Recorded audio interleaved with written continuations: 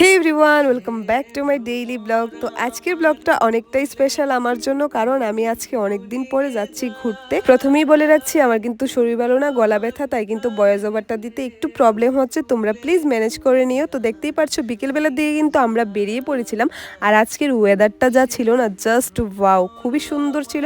মানে ভিডিও ক্লিপগুলিও না খুবই সুন্দর সুন্দর আসছিল। তো আমরা কিন্তু বেরিয়ে পড়েছি আর অর্ধেক রাস্তা এসেও পড়েছি, আর আমরা যাচ্ছি আজকে আমাদের খুব প্রিয় একটা জায়গাতে। জানো আমি কতদিন পরে ঘুরতে গিয়েছি? প্রায় ৪-৫ মাস পর।